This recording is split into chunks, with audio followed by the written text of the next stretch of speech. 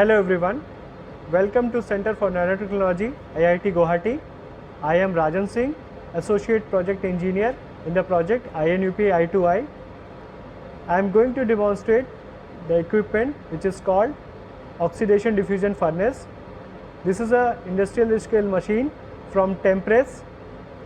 We are going to perform a dry oxidation of 50 nanometer on silicon 4-inch wafers.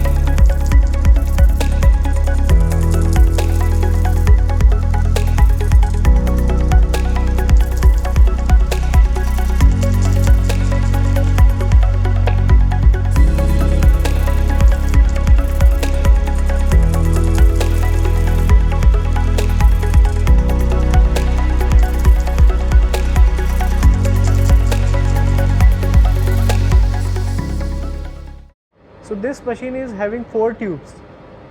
So on the top, tube 1 and tube 2. So on the top, tube 1 and tube 2, these are for phosphorus and boron diffusion. Then comes the tube 3. This is for dry as well as wet oxidation. Then the last tube, tube number 4, this is for annealing in presence of nitrogen and hydrogen environment. So this is the gas line arrangement for individual tube. So for tube 3, you can see oxygen gas line, hydrogen or nitrogen gas line and nitrogen gas line. For individual gas lines, we have this mass flow controllers which is connected to the central computer for the instrumentation control. And you can see the nitrogen flow rate. Similarly, each tube has its own gas lines, mass flow controllers, displays and other sensors. This is for tube 1, this is for tube 2, this is for tube 3 and this is for tube 4. Tube has a set of these 2 knobs. One is for heating and one is for control electronics. So make sure these 2 should be on before you start the process. Otherwise, the software will give you an error and you will not be able to start any process. This machine depends on various auxiliary systems. The first one is power and backup power. This machine consumes a lot of electricity, and in case of any power outage, you need to have a dependable UPS supply. Other than power supply, you need to ensure good quality nitrogen supply at all times. Other than nitrogen supply depends upon your process, whether oxygen or hydrogen, whatever gas is required in your process, you need to ensure a constant good quality supply of that particular gas. Other than this power and gas lines, the chiller and exhaust systems are required all the time. And in case of dry oxidation, you need to ensure good quality water supply. So before turning on this machine, you need to ensure the power and the backup power systems are running, chiller systems are running fine, exhaust systems are running fine, and depending upon your process, the gas supply should be ensured. Now you can see the furnace is around 200 degrees Celsius.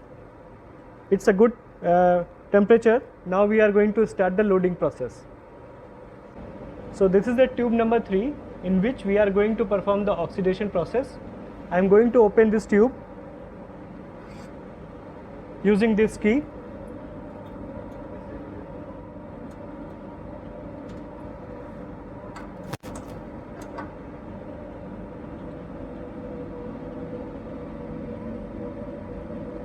Now you can see the inside of the tube, which is a quartz tube. It can accommodate 4-inch silicon wafers, and it is now at 200 degrees Celsius. So very gently I am going to open the closure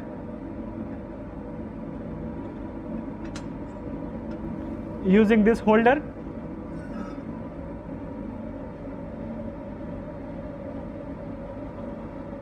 So very gently I am going to place it over here.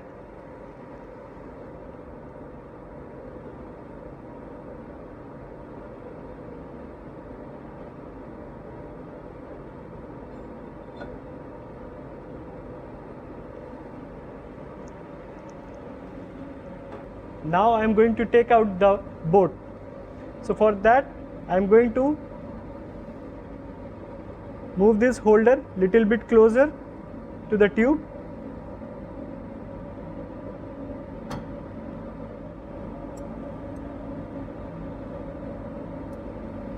Now using this quartz rod I am going to take out the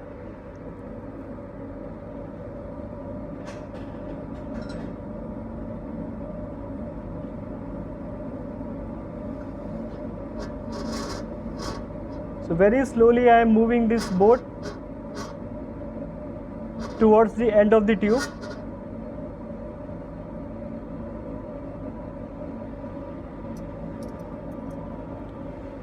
It's a very gentle process because inside temperature is around 200 degrees and outside it is around 20 degrees. So if I'll take it out very quickly, the cracks may appear and boat might broke.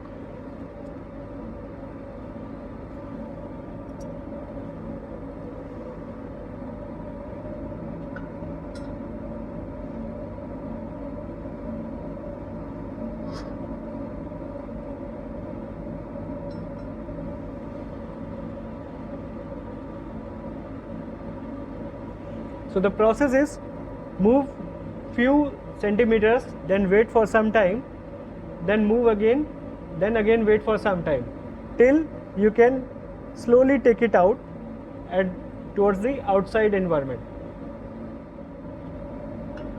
Once again, I am taking out very slowly, couple of inches, then wait for some times. Once again, couple of inches, then hold, wait for some times to cool it down.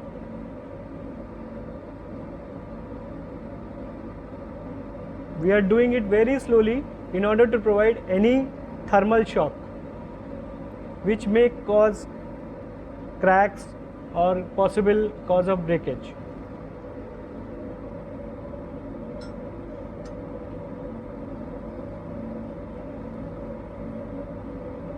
Now you can see it is almost out of the tube.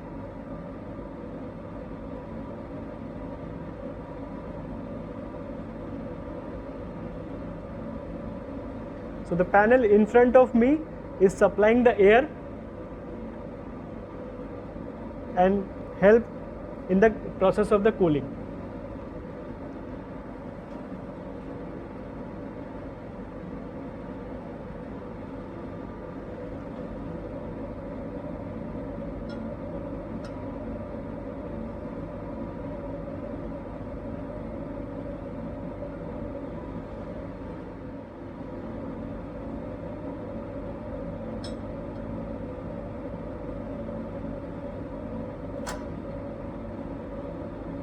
Now you can see it is almost out of the tube. We'll wait for a couple of minutes, then we'll proceed again.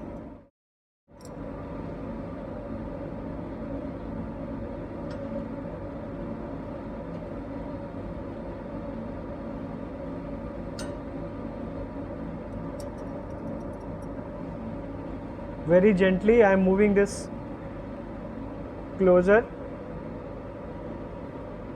away from the tube, and using this handle I am going to put little bit aside.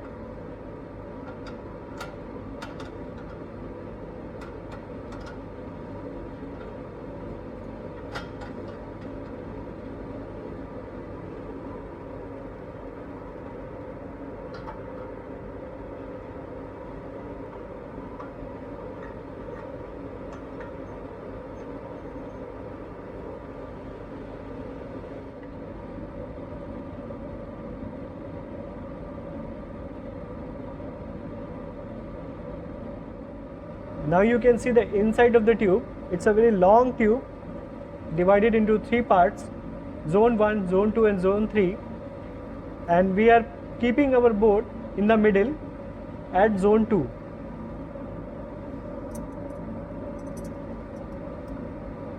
We have to take out the board. So I am using this long quartz tube and very gently taking out.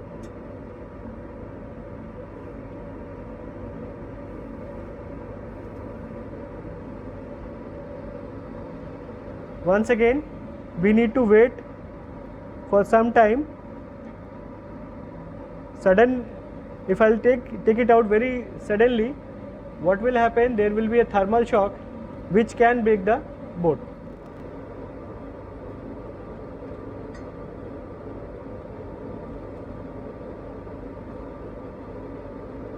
So you have to keep one hand in the middle and slowly pull it out and then wait.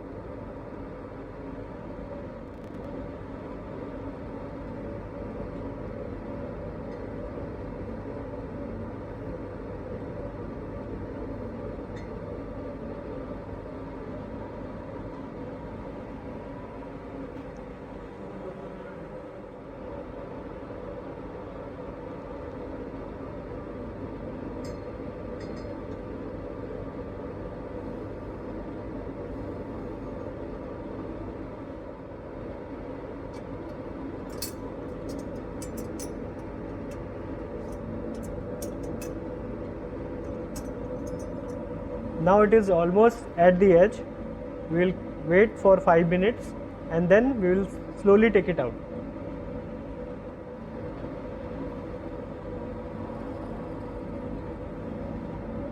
Now using this quartz tray, I am going to take out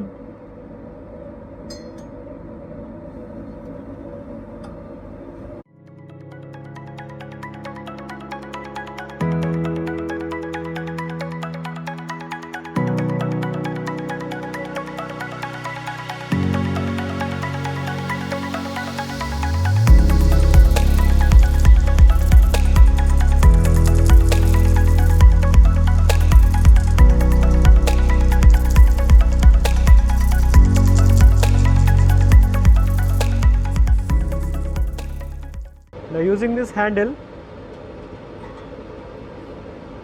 I am just putting this second enclosure to this side.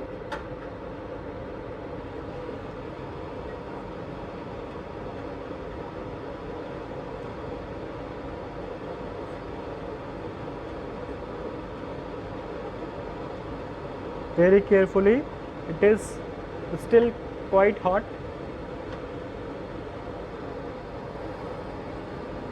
These are the 3 enclosures. After that, now it is the time to take out the board and put our wafers. I am slowly pulling the board from zone 2 to zone 3 very slowly, and then keeping a pause of 5 to 10 minutes in between, so that sudden thermal change will not occur and our boat is safe. So once again, I started pulling the boat from zone 2 to zone 3 very slowly, as slow as possible, keeping a gap of 2 to 5 minutes in between in order to prevent from any thermal shock.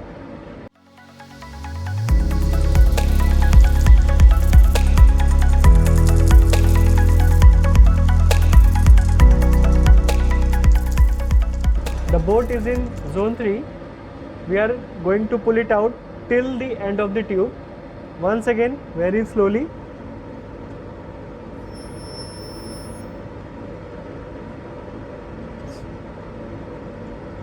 Hold for 2 to 5 minutes and then again pulling it very slowly till the end of the tube. Towards the end,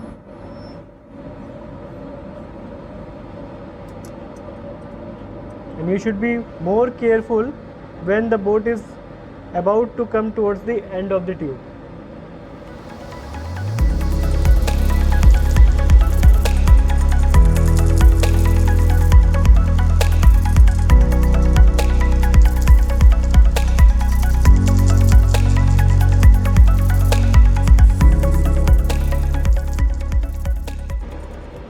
So this is our quartz board, which is having slots for wafer keeping, and you can see some of the wafers are kept here, and these three are the closures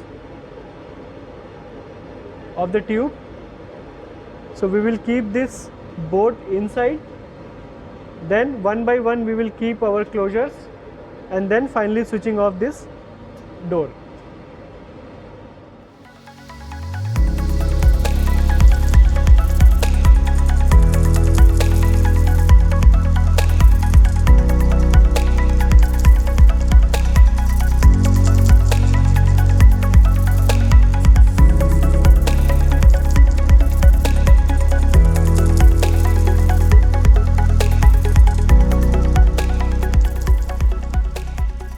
So this is a pre-cleaned wafer.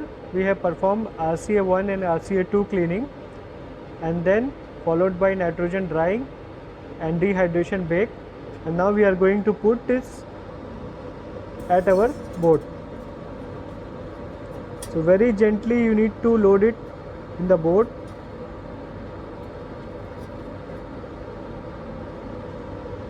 And you can see our loading is completed. Now we are going to load this board inside the tube. Once again, this is a very slow process. Gently move this tray towards the opening of the tube. Then take the small quartz rod and push it gently inside the tube. Slowly, very slowly.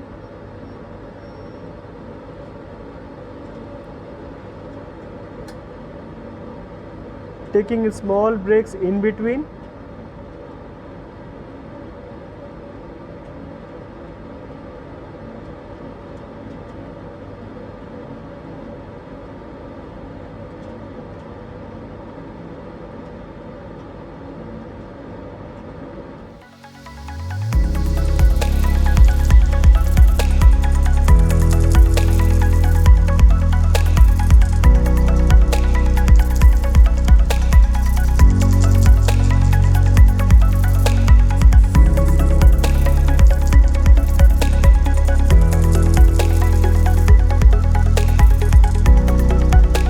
Do it as slowly as possible to prevent the board as well as wafer from any thermal shock.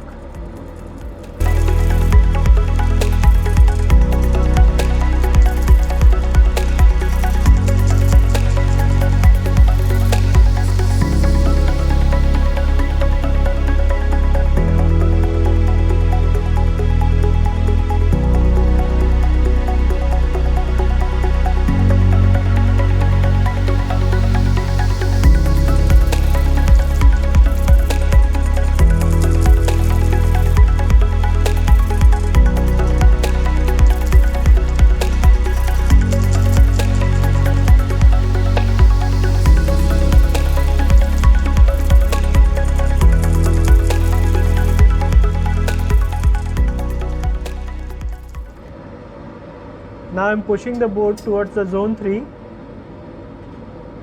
very gently.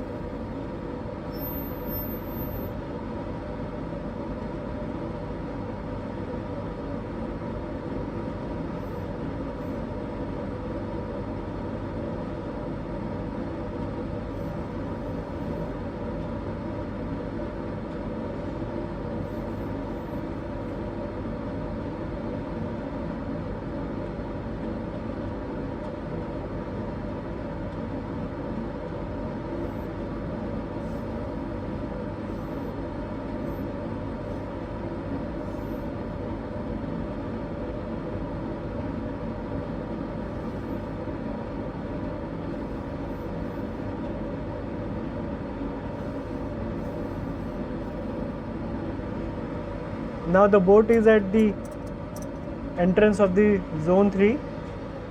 We'll wait for a couple of minutes and then we'll again push it towards further into the zone 3. Now I am pushing the boat further away towards the zone 2.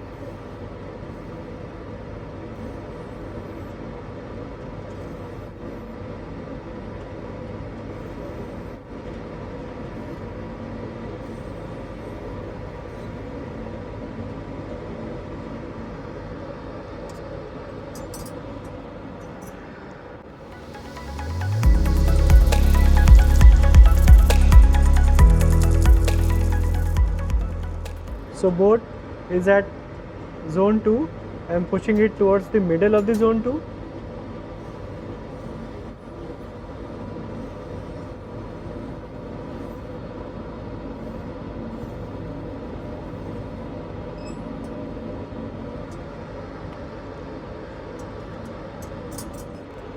Now I am going to put the closures back in. It's quite heavy.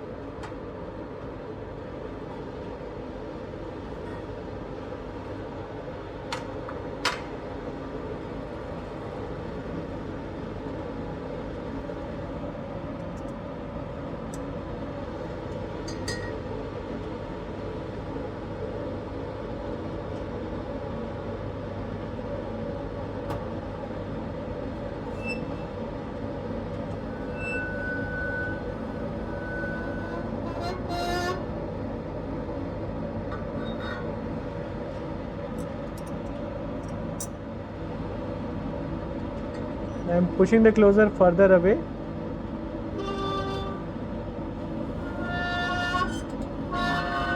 Towards zone 3.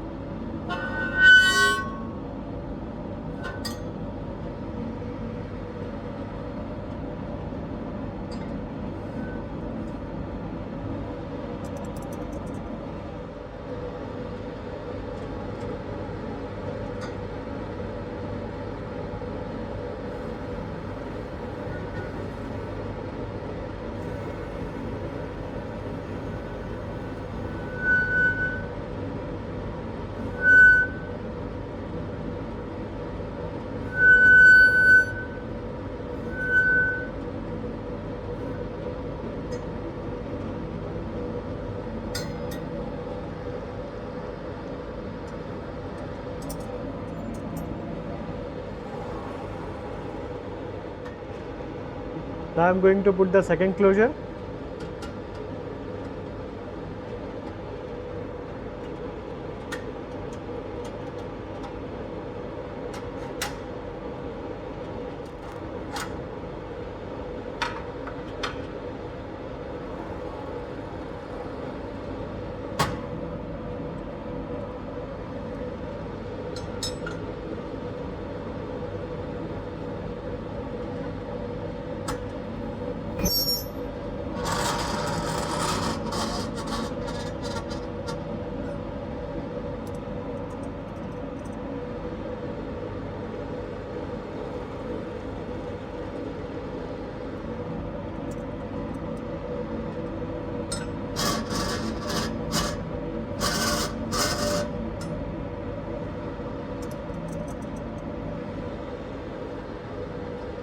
Closure.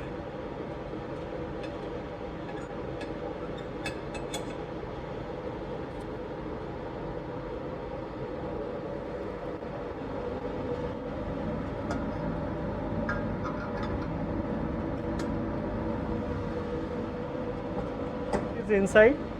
All the closures are in place. Now I am going to close the door and locking it using this key.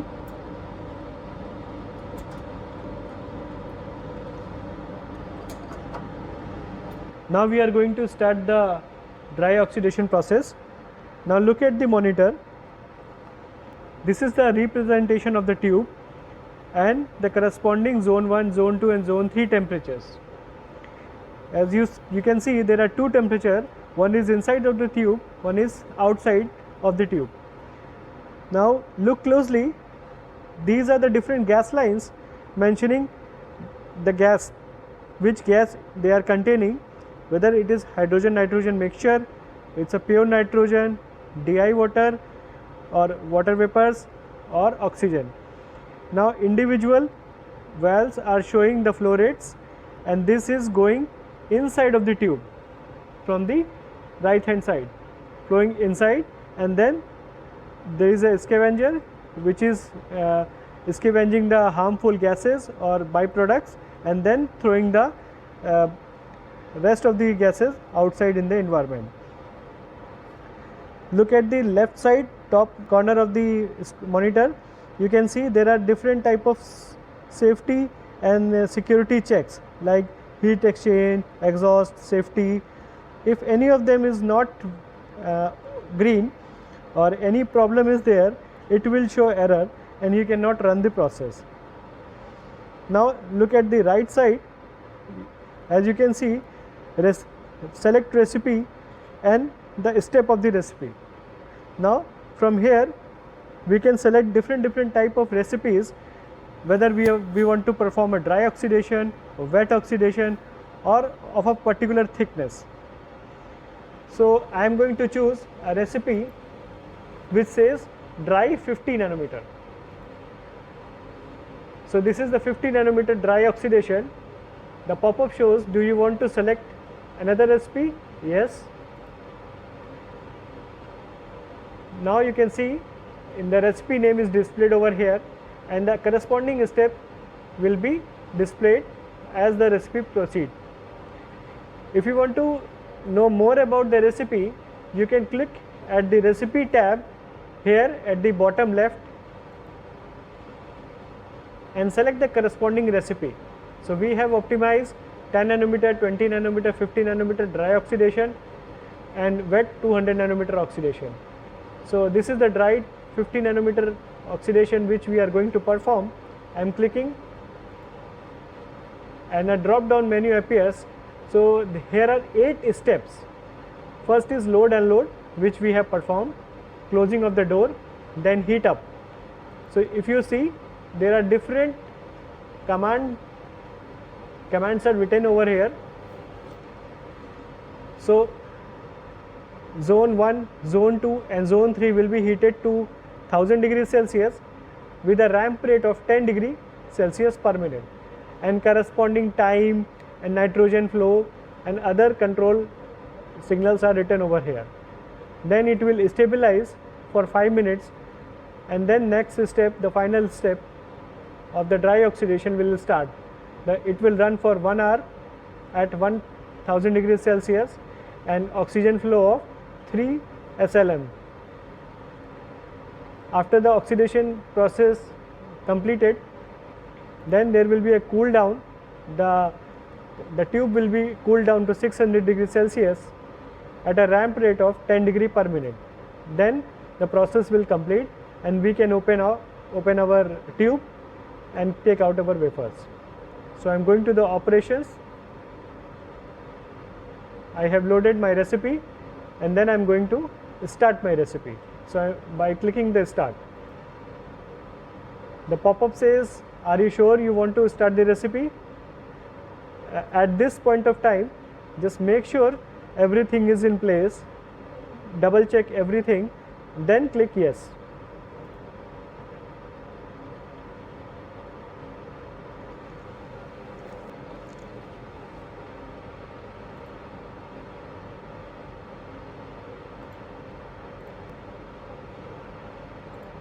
So I am loading dry 50 nanometer and I am clicking start. Yes, start.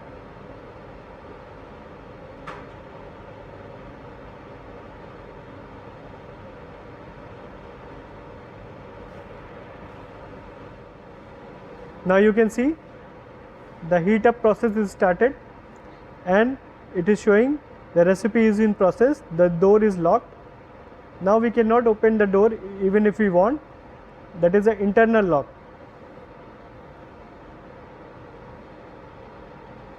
So once the process is completed, then only the door lock will be released and we can manually open the outer door.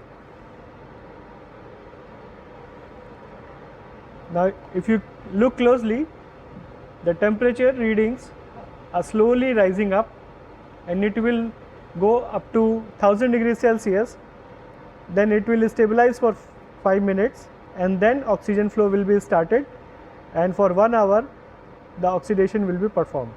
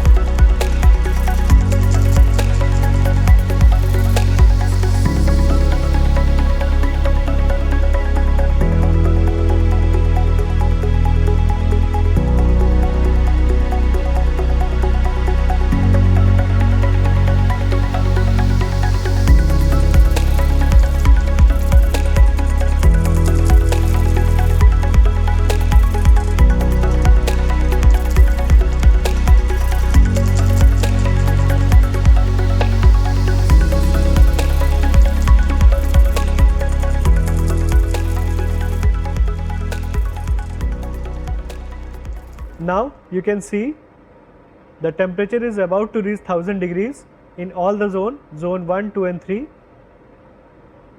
After that the temperature will get stabilized for 5 minutes, and then oxygen flow will start. Now the temperature is almost 1000 degrees Celsius.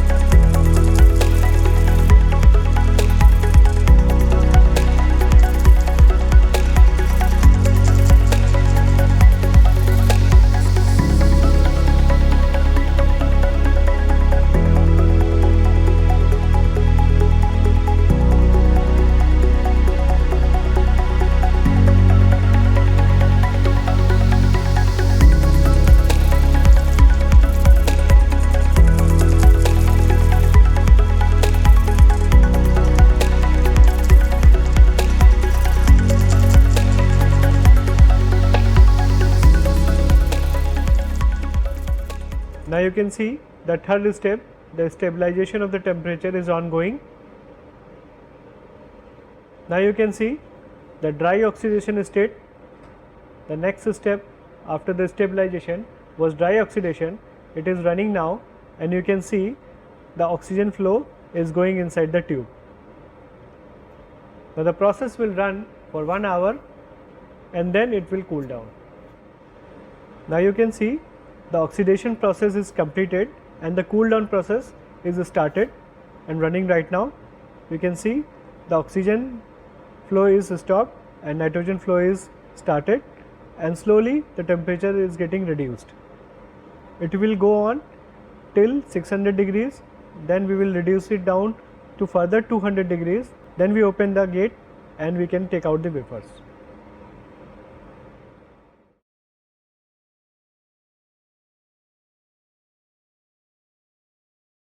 Hello and welcome back to Oxidation and Diffusion furnace demonstration. Yesterday we performed 50 nanometer dry oxidation on silicon wafers. The oxidation was done around 1000 degrees Celsius and the machine is cooled down to 600 degrees Celsius. Now we will start the unloading procedure. Before moving to the unloading procedure, there is a quick recap. This is an oxidation diffusion furnace by temp press. This machine can perform phosphorus diffusion, boron diffusion, dry as well as wet oxidation and nitrogen and hydrogen annealing as per the requirement. There are 4 tubes. The tube number 1 is for phosphorus diffusion, tube number 2 is for boron diffusion, tube number 3 in which we performed dry oxidation yesterday, it can perform wet oxidation as well, and the last tube is for nitrogen and hydrogen environment annealing. This is an industrial scale machine and it requires lot of accessories like high power 3-phase power supply, UPS backup, high quality gas supply and gas lines. These gases are nitrogen, oxygen and hydrogen. Chiller to cool down various parts of the machine, and last we need pressurized air for pneumatic control, and for wet oxidation DI water supply is needed.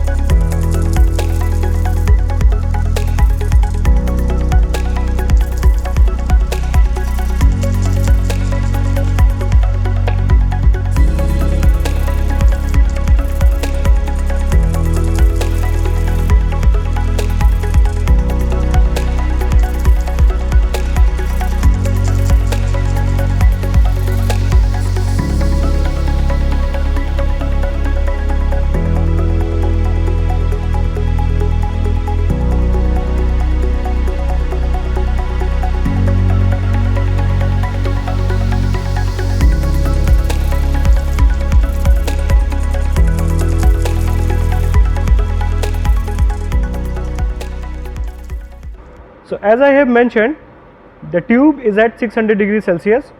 You can see the temperature reading shown over here. Zone 1, Zone 2 and Zone 3 all are at 600 degrees Celsius. Now we will start the unloading procedure. Now we are going to start the unloading procedure. Since the tube is at 600 degrees Celsius, we will open and move the board as well as the wafers very slowly in order to avoid any thermal shock, any breakage, cracks or any defects. Now I am opening the door with the use of this key.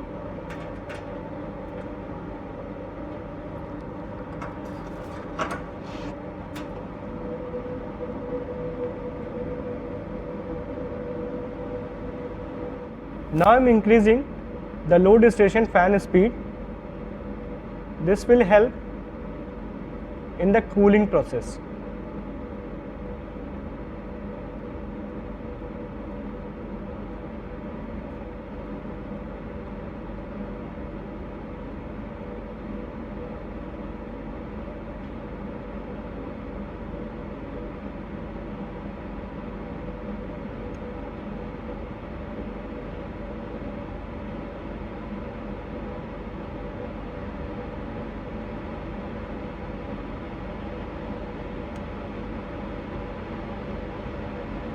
So I have increased the load station fan speed.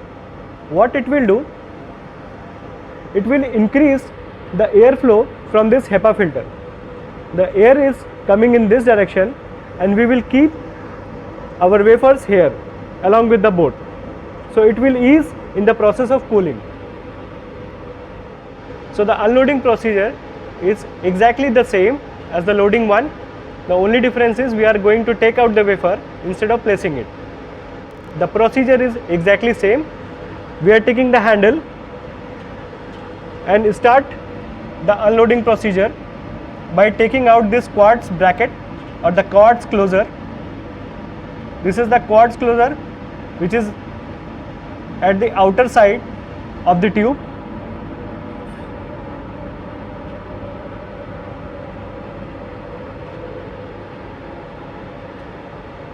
It is very hot and I am going to place it over the holder which is here.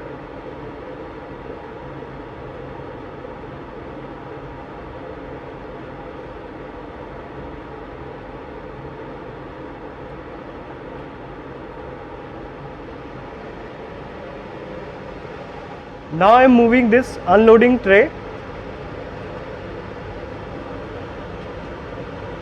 to the entrance of the tube.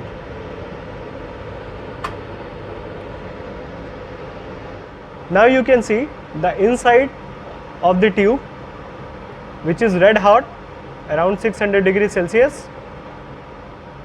And now we will start the unloading. First we will take out the inner closures and then finally the broth, which is having the wafers. So as I have mentioned, I will move the quartz closures very slowly.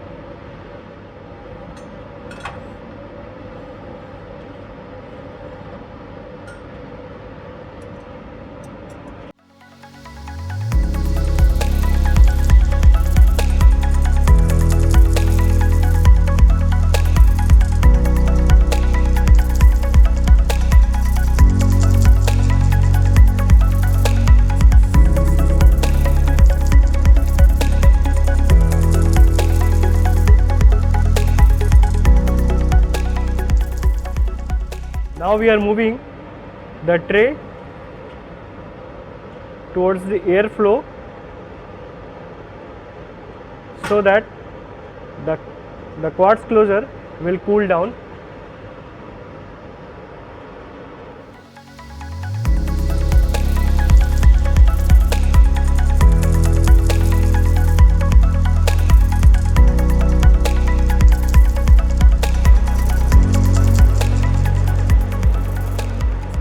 Now using this handle, I am going to put the quartz closure a little bit aside.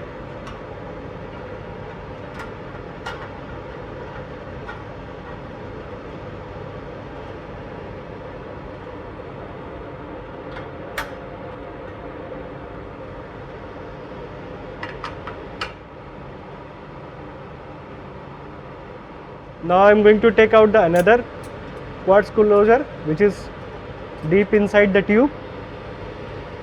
Once again, very slowly.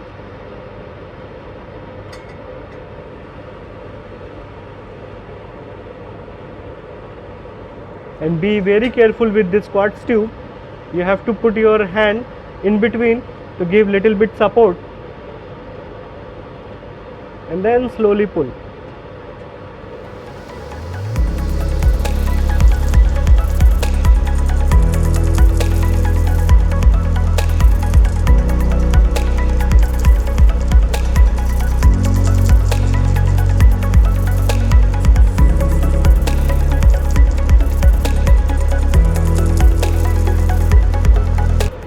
And then wait.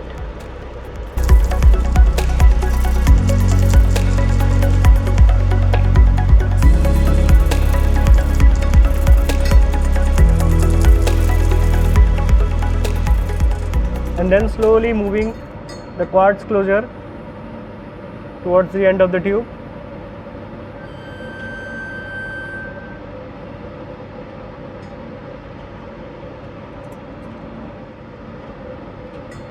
Now I am going to place it over the tray.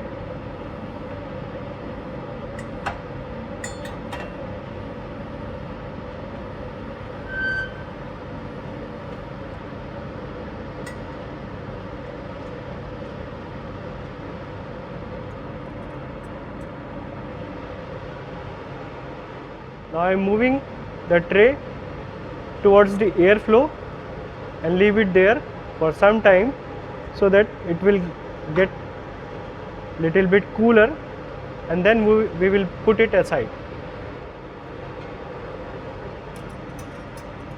Now the closure is little bit cool. I am using this handle to put it aside. Very carefully, it is very heavy. Now finally, we are going to take out the boat along with the wafers.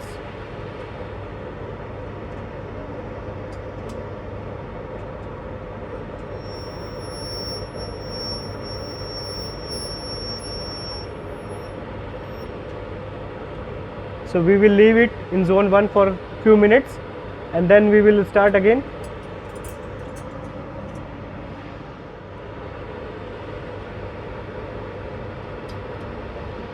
Once again, very slowly taking out towards the end of the zone 1.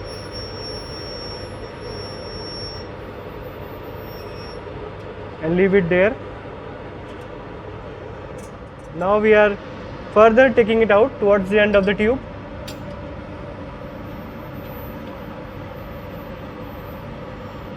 And leave it there for a couple of minutes. Now using this loading and unloading tray, we are taking out the boat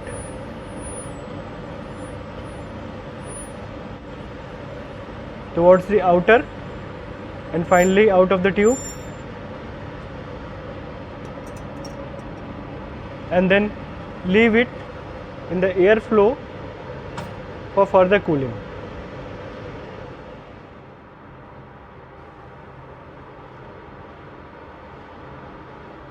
Now these are the oxidized wafers.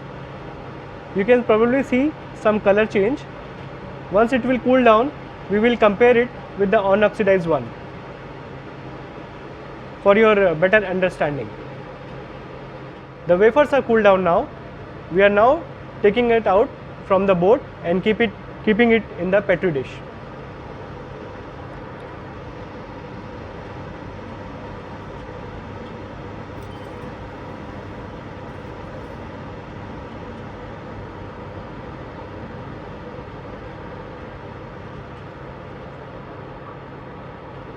Now you can see this is the oxidized silicon wafer on which we have performed dry oxidation process. You can see a color pattern, a somewhat tan color is appeared after the oxidation. Now if you compare it with the unoxidized wafer which is kept over here, you can distinctively see the color difference. Now if you compare with the unoxidized silicon wafer, you can clearly see the changes in the color. Now color change, it depends on the silicon dioxide thickness. So you can roughly estimate the oxide thickness. Now if you compare the color after the oxidation with this color chart, you can see it is around somewhere here, which is approximately 50 nanometer, the oxide thickness which we have targeted. For further estimation of the thickness, one can go for ellipsometry, profilometer, AFM, or electrical method like capacitance versus voltage characterization. Now we performed 125 nanometer oxidation as well. You can see this is the silicon wafer, unoxidized silicon wafer which is grayish in color, and this is the oxidized silicon wafer which is bluish in color. You can clearly see the color change between these two. By comparing the color with the color chart, you can see the bluish color is around 125 nanometer oxide. Different oxide thickness will result in different color, and by comparing it with this color chart, you can actually estimate the approximate thickness of the oxide.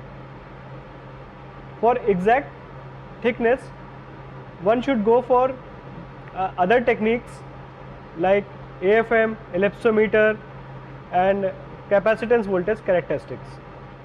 So our oxidation process, dry 50 nanometer oxidation, has been completed. Now we will take out the wafers and proceed for further characterization and use them for device fabrication.